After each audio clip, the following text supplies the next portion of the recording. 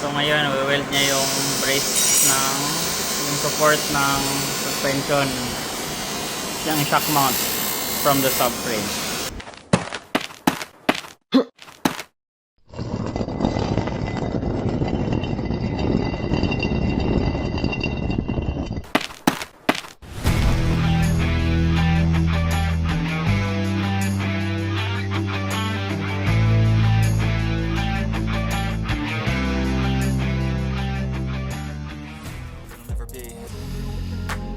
I don't wanna let myself down, myself down. I don't wanna let myself down, myself down.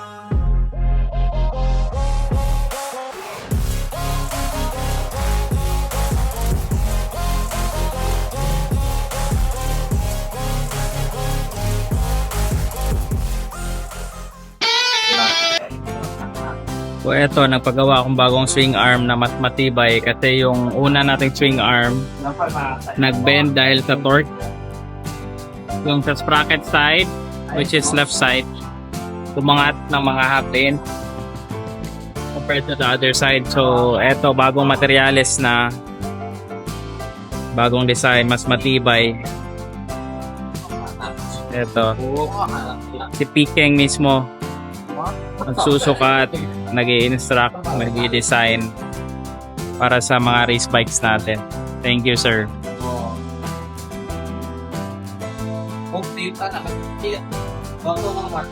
The man himself. So, yan na yung bagong materyales para sa swing arm. Nag-request din ako na baguhin yung length. So, from now on, lahat ng mga race bikes natin, ganyan na yung materyales tsaka yung design. Yun yung length ng swing arm.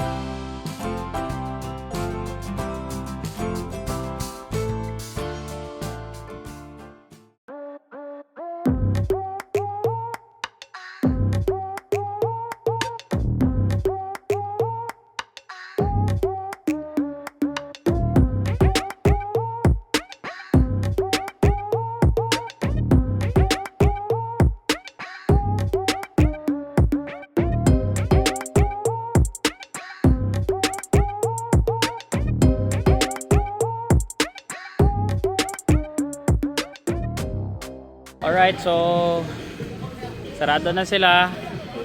90% na yung chassis, full weld na lang lahat. Kakabit na lang yung mga minor brackets para sa shock, sa canister ng shocks, mga small things like that. And then nagpalit din ako ng T-post na bago from DKT, mas magaang version 2 nila. So bukas ulit balik tayo dito. So paalis na lahat. See you tomorrow.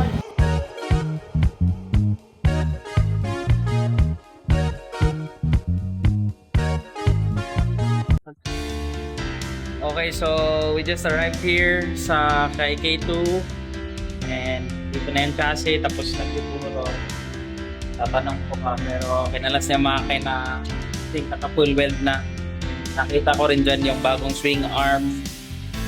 So tingnan natin.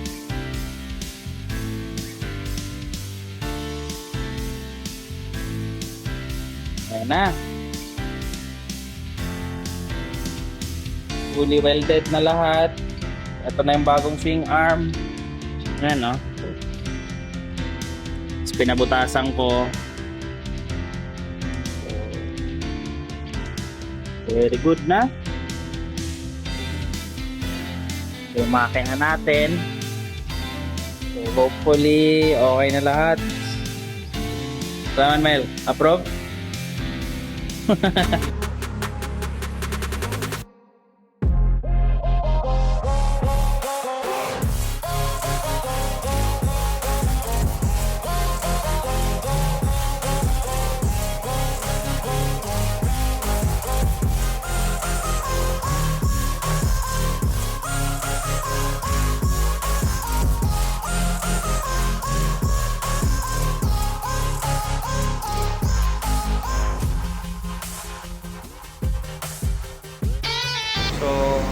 Dahil tapos na yung bagong swing arm niya, yung mas matibay, version 2. Tatanggalin na naman yung old swing arm, tapos test fit namin yung bago kung sakto lahat, align lahat. So, sige. Tara.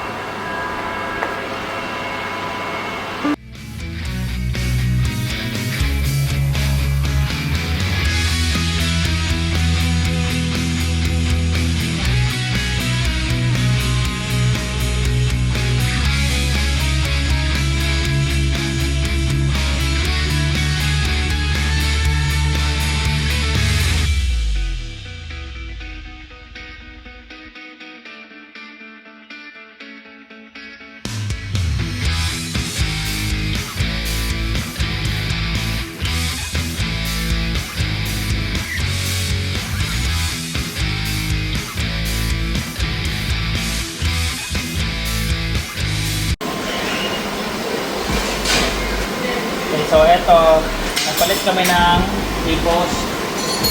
So, kailangan baguhin yung wheel spacers. So, sinusukat ni Chang M yung spacers para ma-torno ngayon. Okay, wala kasi kami yung torno. Ayun, eto, nakita mo. Bago na. There. So,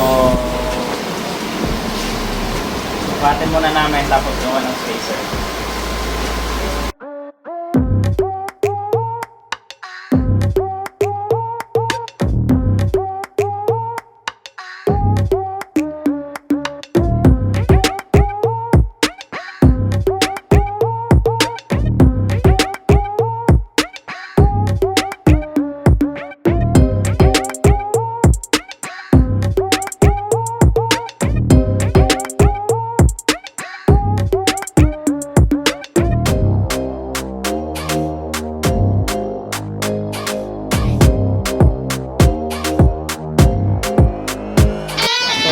Tapos na kami, kinarga na lahat.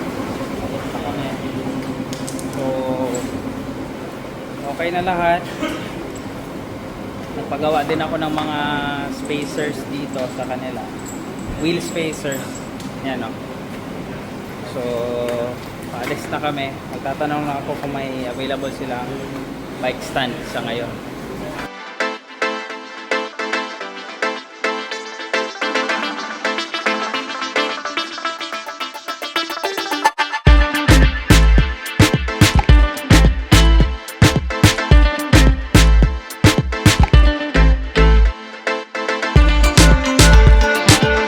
So kinakarga na lahat. Ito na yung bagong chassis ng 350, 450, bago na swing arm. Dire sa likod niya lock. Ang kane. Ay mga lock. Okay. Makina ng 350. So set na namin to bukas. So ayan, kakarga muna nila. And then dito sa harap shop ni Bang.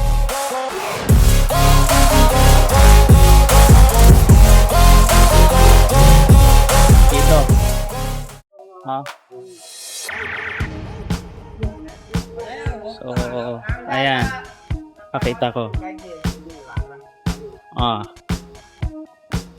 Ayan si Bang. Oh. For vlog, YouTube.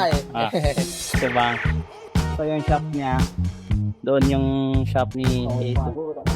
So nag-usap na kami kanina, dumaan sa akin doon. So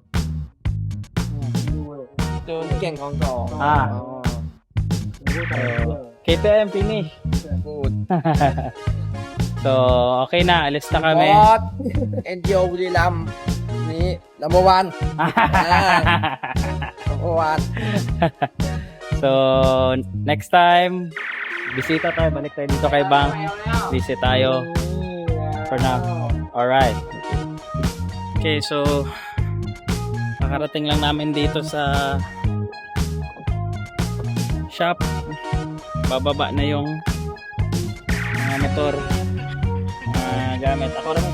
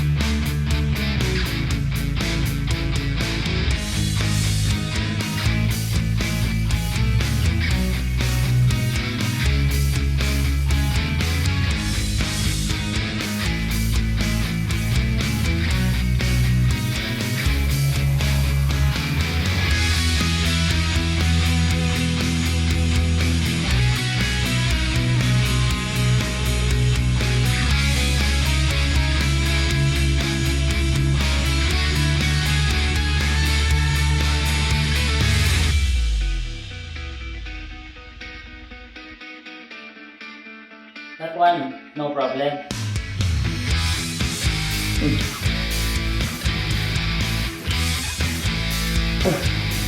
Ha? Hindi. No need to talk about velocity. Cannot? You touching already total body. What? The total body you touch already. Yeah. No, no, no. No, only you call him here. The one is wider. Ah, bigger. Ah, longer. Ah, this one the Hit already. Even if we charge. this one we calculate training already. Oh, this one the Either up or down, right? So we up or down.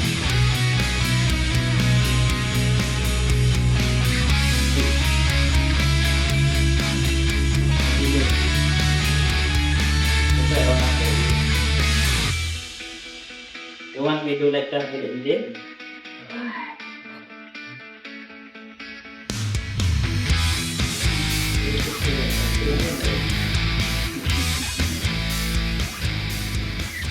I will get your one more first. Huh? My parents are both liars. I got gifts, but one